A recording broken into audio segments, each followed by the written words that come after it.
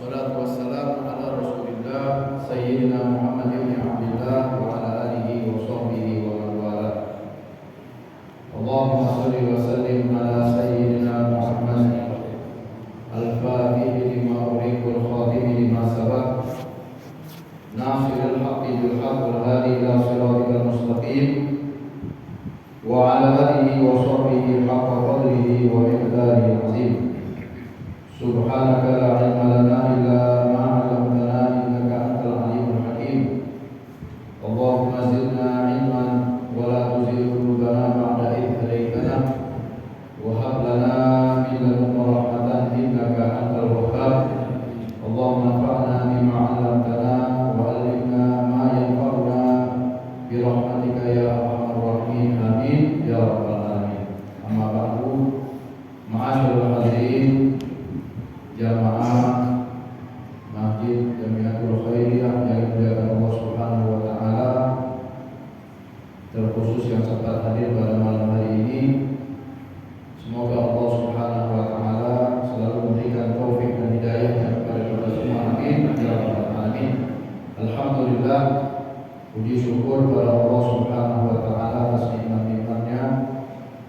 Sholawat dan salam dan aturkan selalu kepada junjungan kita Nabi Muhammad sallallahu alaihi wasallam, juga kepada keluarga dan para sahabatnya. Semoga Allah Subhanahu wa taala menjadikan kita sebaik-baik pengikut Nabi Muhammad sallallahu alaihi wasallam, sehingga kita telah mendapatkan syafaat di yaumil qiyamah dan disertakan Allah di dalam barisan rombongan yang akan dimasukkan surga bersama Nabi Muhammad SAW. Amin ya rabbal alamin. Malam ini majelis kita dalam tema memperingati Isra Mi'raj Nabi Muhammad SAW.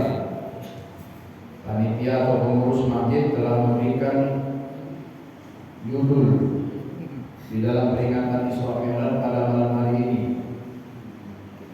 menambah keimanan dan keyakinan kita atas kebesaran Allah Subhanahu wa taala.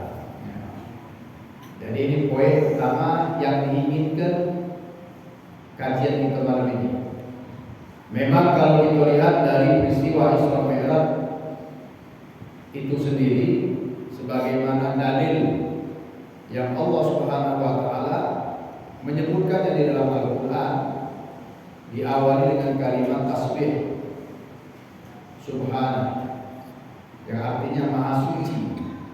Yang dimaksud maha suci di sini adalah maha suci Allah Subhanahu wa taala.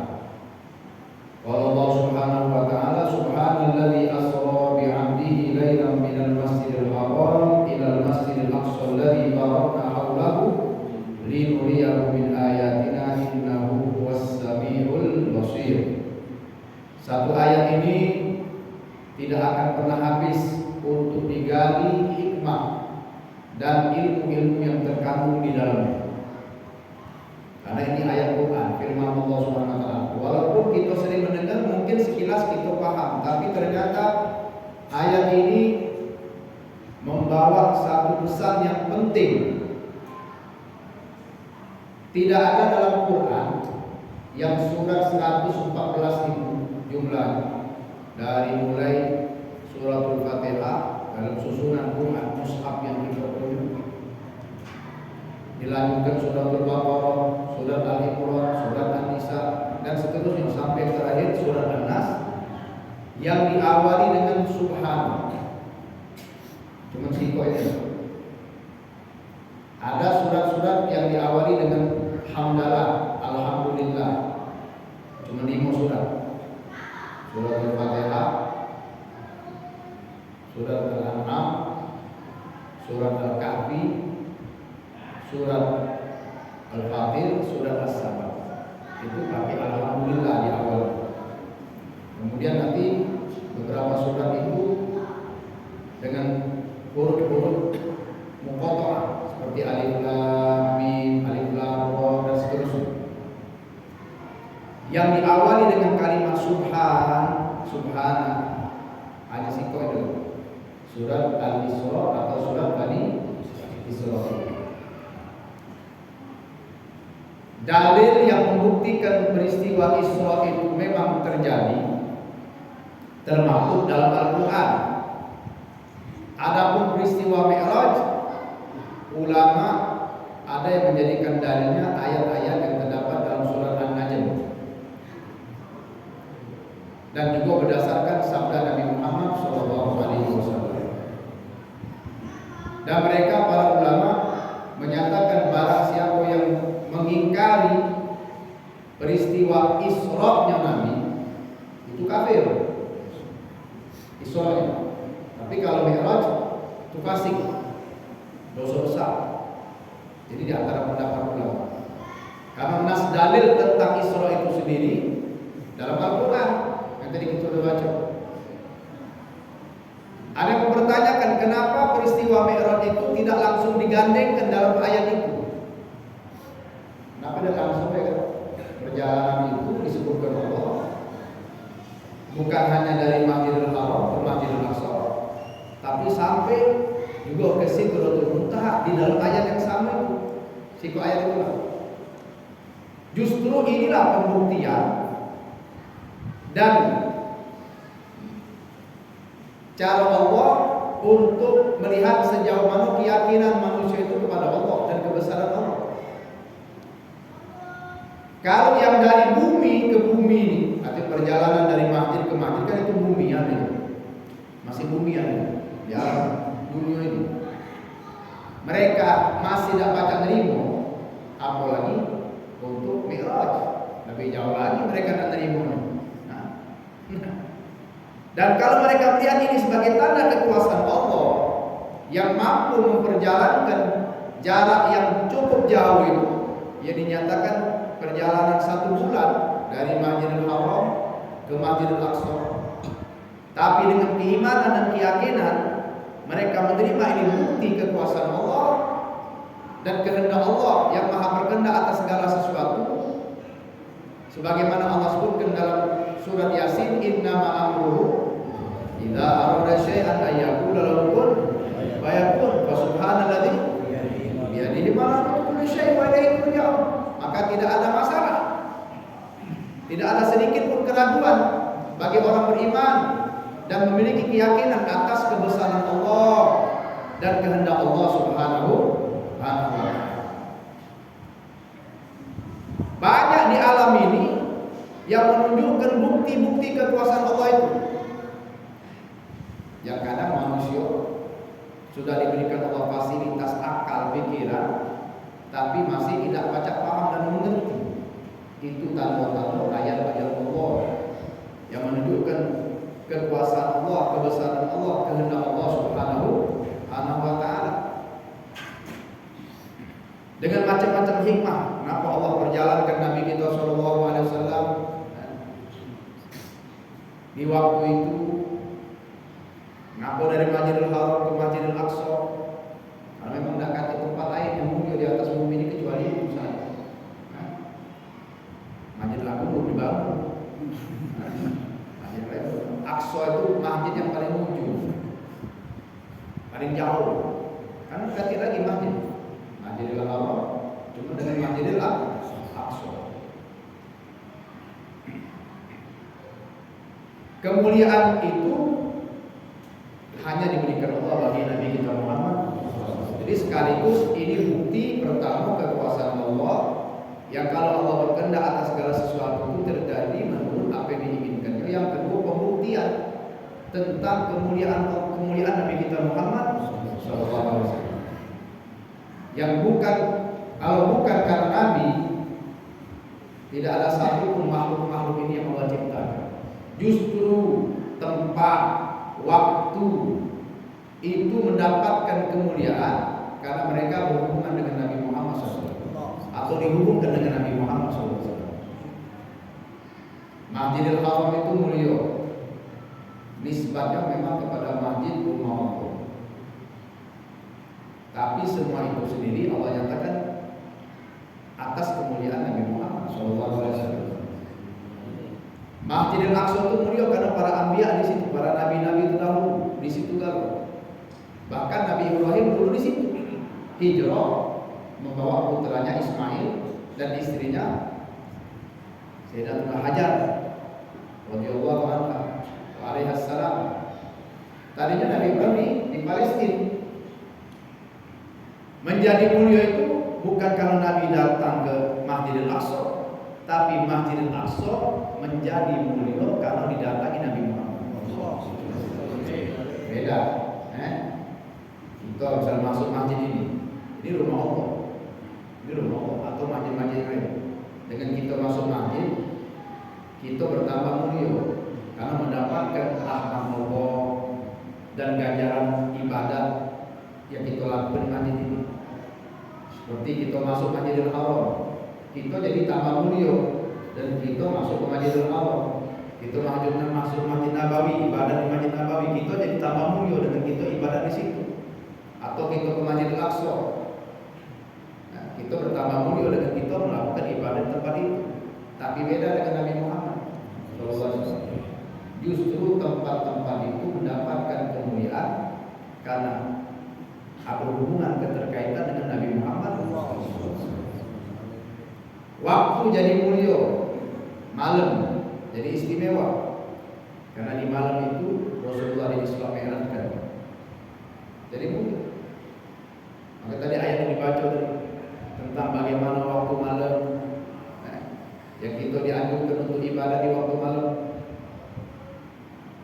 utamanya di akhir penghujung malam dengan ibadah. Jadi istimewa waktu itu karena di situ ada peristiwa yang terjadi yang dialami oleh waktu malam itu atas perjalanan Nabi Muhammad SAW.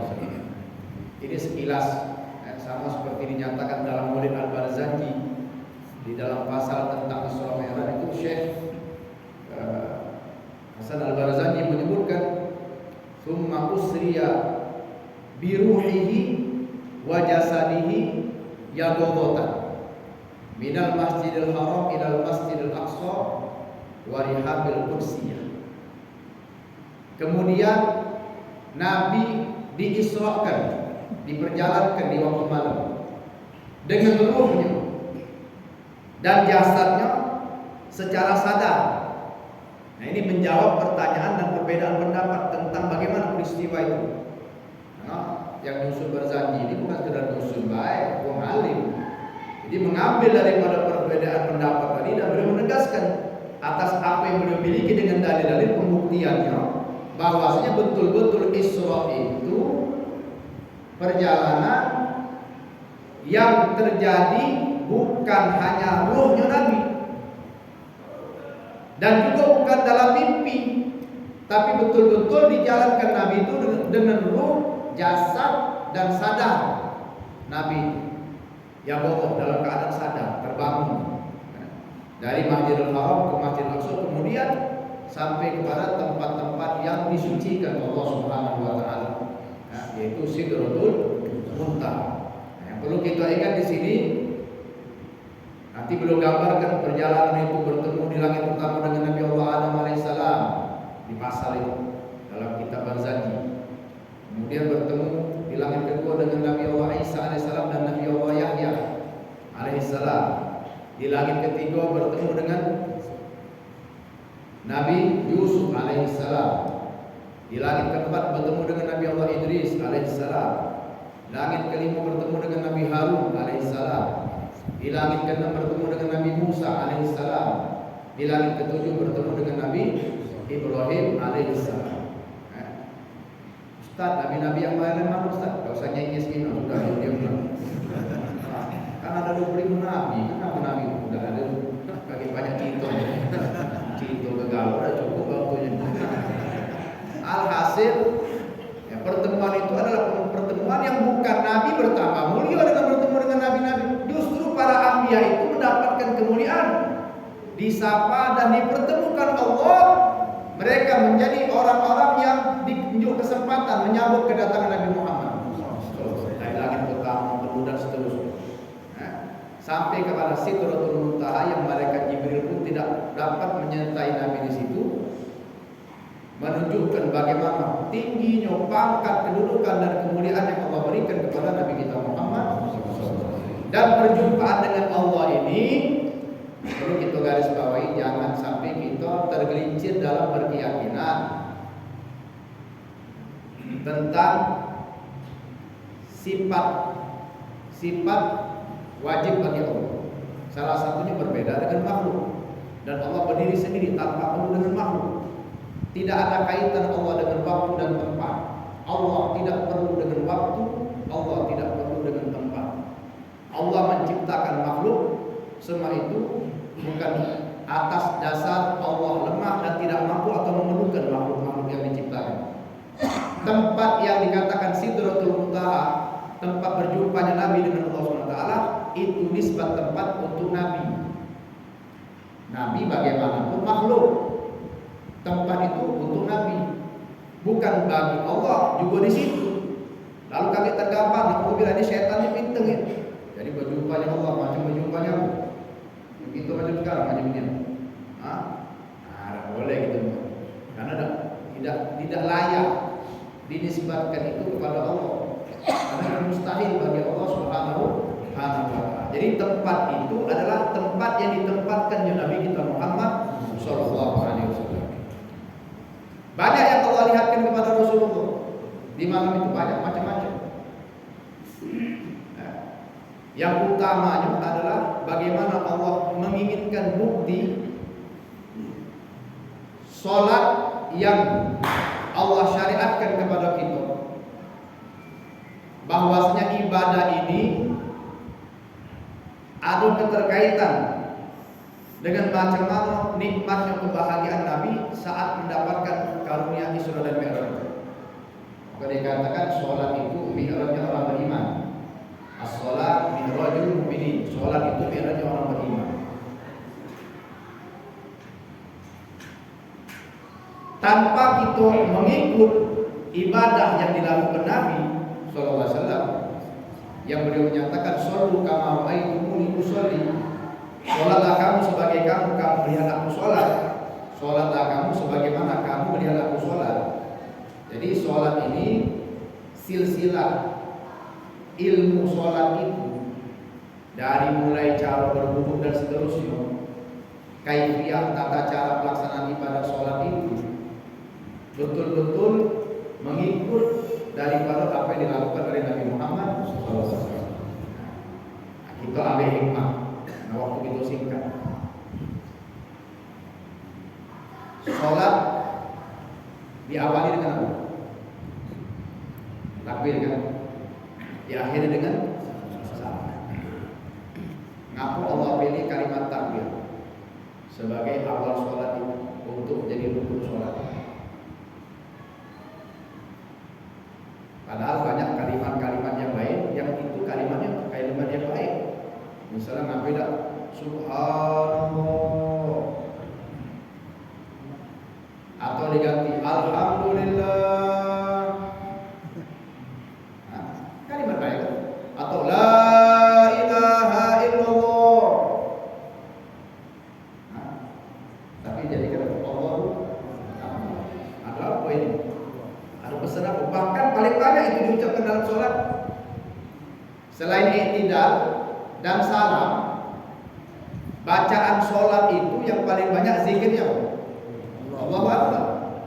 Mulai pertama Allahu Akbar, takbiratul ihram itu rukun. Allahu Akbar pertama itu rukun. Kalau yang lain sunnah, dibaca boleh, tidak ada apa-apa, merugi karena zikir ada pahalanya. Ruku Allahu Akbar, tidak sebenarnya sujud Allahu Akbar, duduk di antara dua sujud Allahu Akbar, sujud lagi Allahu Akbar, tegak Allahu Akbar, terus macam itu. Paling banyak Allahu Akbar. Berapa kali dah sehari kita baca Allahu Akbar dalam sholat? Itulah betul. Oke.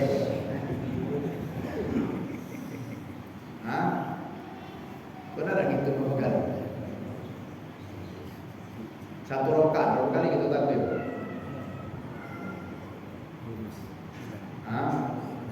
Terus kali satu kali. Kamu takbiratul ihram Allahu Akbar, ruku Allahu Akbar, sujud, duduk di antara dua sujud, sujud lagi 5, jadi 6. ruku, sujud, baru di antara dua sujud, sujud. Berarti dalam dua rakaat subuh 10 kali ikhlas. Rakaat yang lain. 5 kali 7 berapa? 35. Hah? Oh, 80 kali. Banyak. Ada apa nih hikmahnya? Disitulah kita perlu menjadikan sholat ini baca diaktualisasikan dalam kehidupan kita.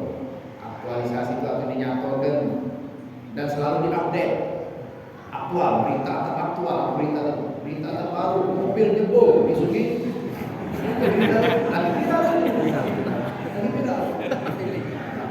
Teraktualisasi kan? Untuk nak masuk TV banyak. Ketika berita itu menjadi berita yang sedang viral, diaktualisasikan, dinyatakan, diterangkan. Nah, sholat ini juga perlu untuk diaktualisasikan dalam kehidupan, dinyatakan. Makanya bahasa sholat itu perintahnya bukan sekadar untuk menunaikan sholat. Kalimat yang digunakan Allah, aqimis sholat, fi'il amr, dirikan sholat. Cirinya orang beriman, wa yuqimunas sholat, mereka selalu mendirikan sholat. Apa mendirikan itu? Membangun suatu bangunan, membentuk jadi satu bangunan yang nyata, yang terlihat.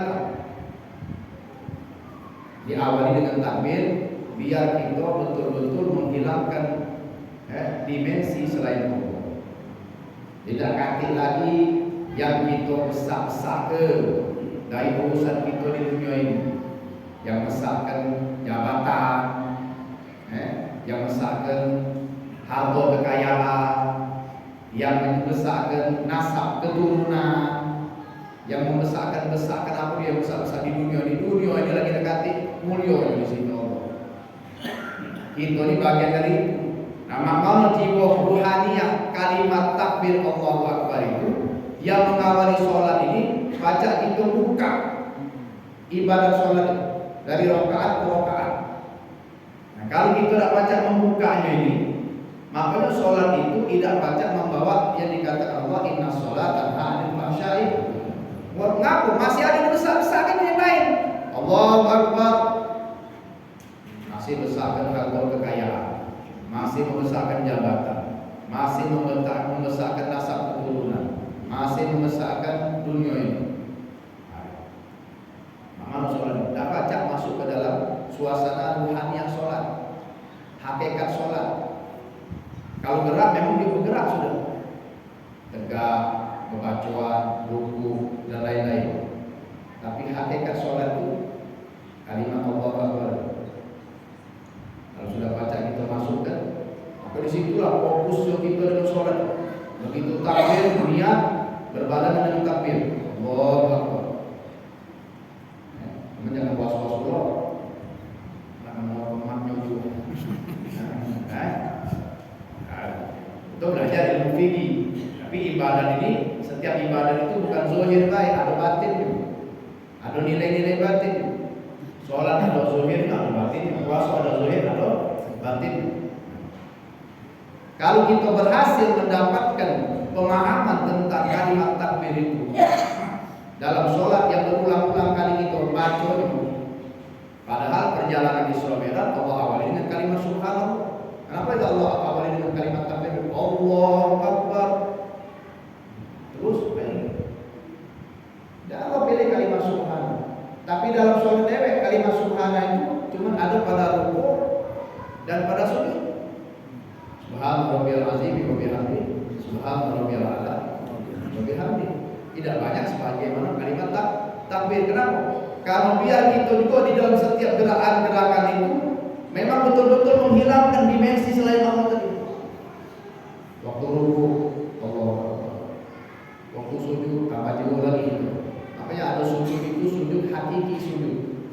Yang sujud itu bukan sujud badan, hatinya, jiwa raganya memang betul-betul diuntukkan kepada Allah. Diperuntukkan untuk Allah. Itu sujud tidak berangkat lagi. Sujud memang sujud yang kepada Allah. Diakhiri dengan salam. Assalamualaikum. biar kita dalam hidup ini juga ada kaitan dengan hablum minan nas, membawa misi kedamaian. Salam itu kan kesejahteraan, kedamaian. Wong yang sholat, dia paham kalau sholat ini nilai-nilai itu dalam hidup nyata. Contoh, ngapa kita dianjurkan sholat berjamaah? Lebih afdal sholatnya berjamaah dibanding sholat sendirian. Biar kita di kalau baca itu terus menjalin ukhuwah Islamiyah.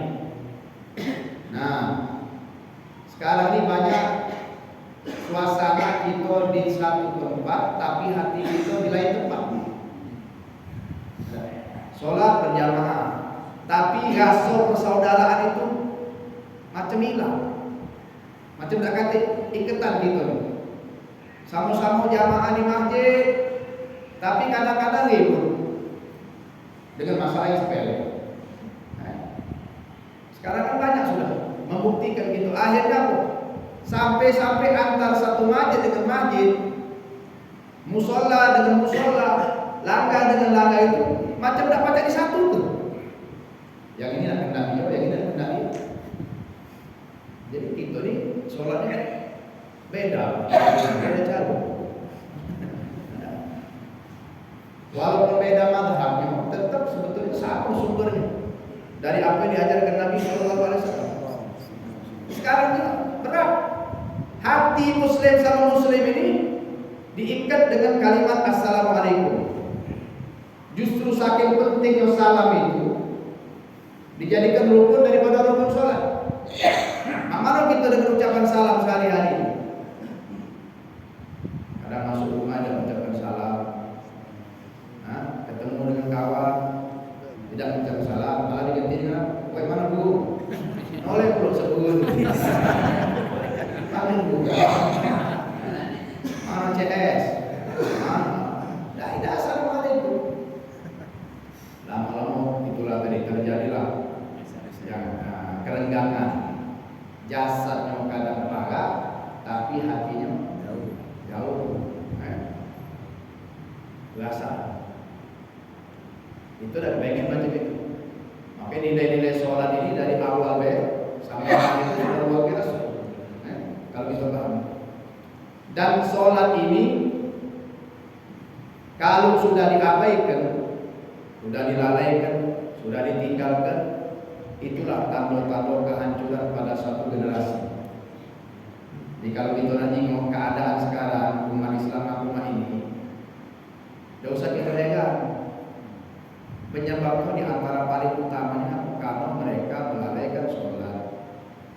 Bahkan bukan melalaikan, bahasa melalaikan itu berarti masih ngawek ke bahwa lil musallin alladzina hum an sholatihim itu masih ngawek kan, cuma lalai dikerjakan. Sekarang bukan lagi melalaikan sholat, ninggalkan sholat.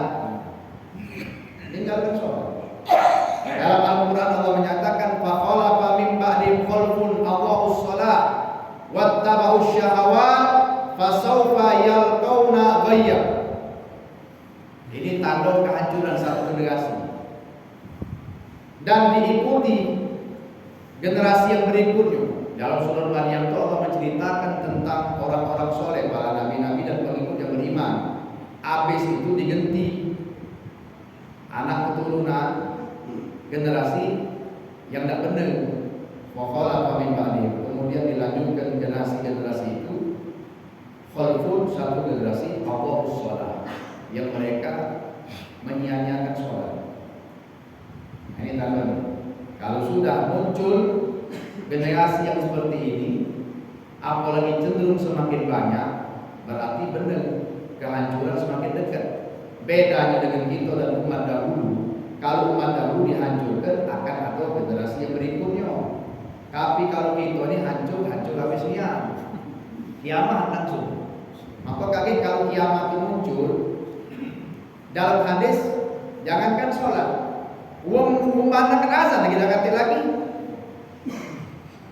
Kati lagi memandangkan azan. Jadi ada BG, berarti benar juga Nabi ngomong jauh-jauh lagi itu. Ngapa bukti sekarang ada orang hidup dengan azan? Muncul yang ingat dengan azan. Bingung, dianggapnya sama seperti soal anjing. Anak mikir juga, oh tuh kalau sholat di waktu, kalau maksud sholat di waktu dipanggil apa ya? Mati dia.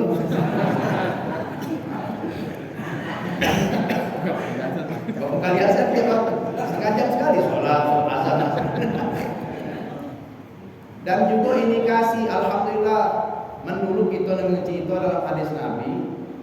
Nabi itu ngomong kalau sudah kumandang azan itu dikumandangkan. Ini keutamaan bagi yang azan ya. Sepanjang suara azan itu dikumandangkan. Apa dulu disuruh naik ke bangunan tinggi, menara.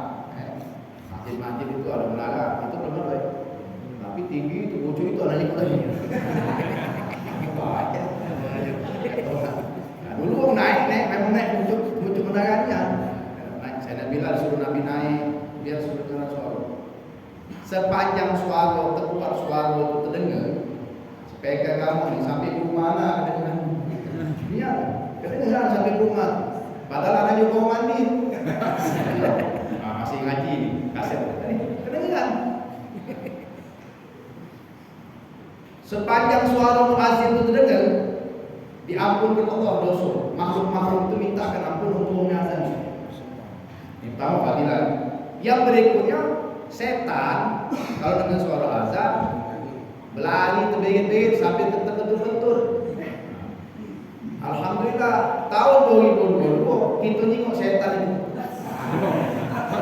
Yang tadi lagi di mana? Sekarang nampak ini. Kalau tidak demen dengan azan berarti dia. Ada cerita disebutkan kalau anjing itu melolong, berarti anjing itu juga setan. Kalau ayam berkokok, itu juga malaikat. Malam lagi, cuma jinganya kan hilang setan. Karena ini dah tahu lagi, saya pun tak tahu.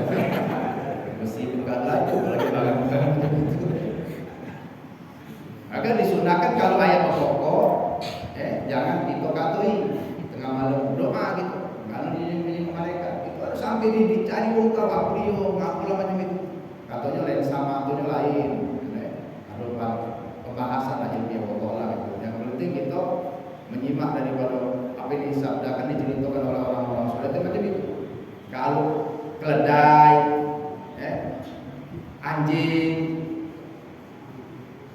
bersuara malam-malam lagi berarti dia nengok setan. Setan takut dengan suara azan.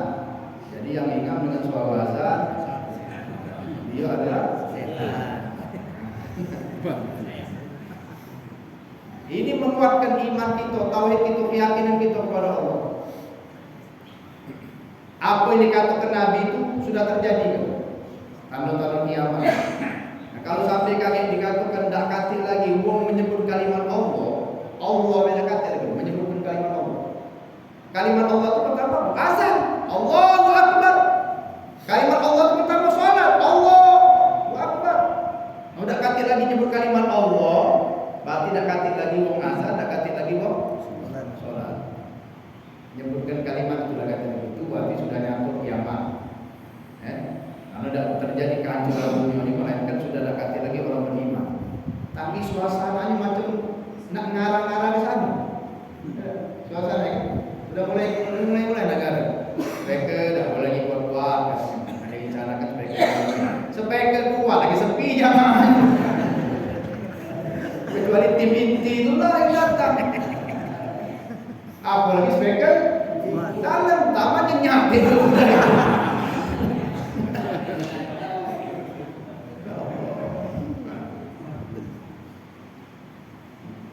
Sudah cari lagi masalah lain. Ketika sudah muncul hubungan yang macam ini, kelompok ini adalah kelompok yang mengindikasikan kalau generasi itu mulai bermasalah. Itu sekarang ini jangan kita anggap negara kita kalau mayoritas umat Islam, bahkan sebesar umat Islam sedunia ini sudah hebat niat galau-galau.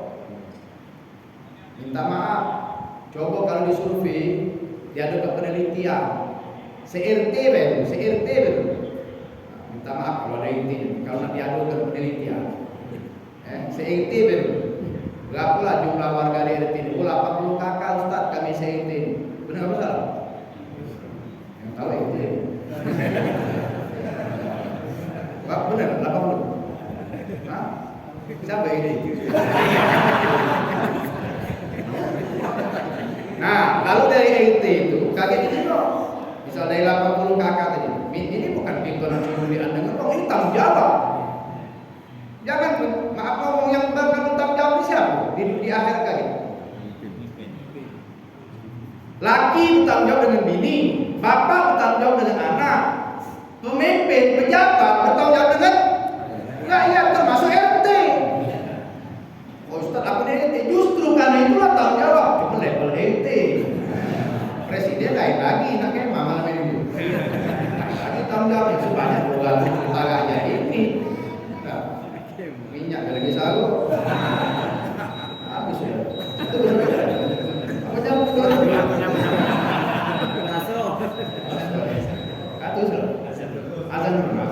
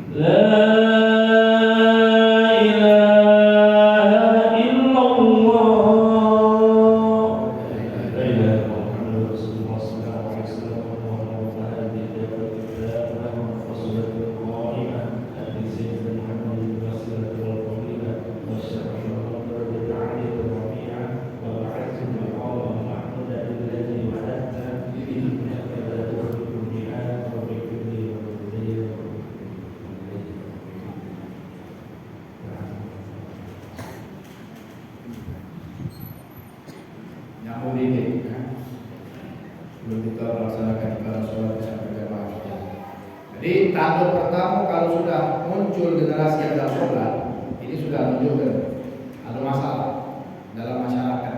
Jadi kalau dilakukan penelitian dari 80 kakak itu berapalah musliman, sekian persen.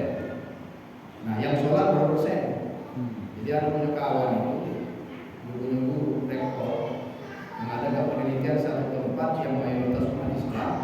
Ternyata sangat mengejutkan hasil dari penelitian itu mendapatkan sampel, bukan sampel kopi, bukan sampel kemiskinan, sampel meninggalkan sholat 35%. Jadi data itu. Jadi kalau 1000 orang, berarti 350 orang tidak sholat. Dan ini bukan suatu yang berlebihan. Kita ngerasakan banyak di tempat kita nih yang munculnya tuh setahun 2 kali. Idul Fitri Idul Adha. itu lambat datang. Jadi kalau diadakan itu tidak bukan satu berlebihan. Ustaz madai Ustaz. Nah itulah kita kalau memadai. Sampai dengan diri pun kadang-kadang dengan keluarga kita percaya ketika mereka sholat banyak masalah. Itu 35%. Mereka tidak usah banyak-banyak 10%. 10% kalau umat Islam ini 80%. 10% berapa? Banyak berarti yang ninggalkan sholat. Si kok baik ninggalkan sholat tidak cukup, kampung itu bakal diberi Allah sanksi. Si kok meninggalkan sholat sengaja. Kita tahu dia tidak ngahi munkar. Apalagi satu rumah. Sekarang maaf kadang-kadang di rumah itu ada anak tidak sholat untungnya biasa baik. Ada bini tidak sholat bukan kalau bini haid dan nifas. Tidak. Bininya tidak haid tidak nifas, tidak sholat. Lakinya cak biasa baik. Berapa tahun yang lalu anda masih ingat? Rumahnya pada Masjid Agung situ. Tidak ada sebutkan. Pokoknya tidak ada sebutkan rumahnya. Dia ngadu sama. Tak turun orang bini aku ngaku. Tidak ada sholat. Tidak ada sudah. Ngerasa ya sudah. Cari tinggal lain lah.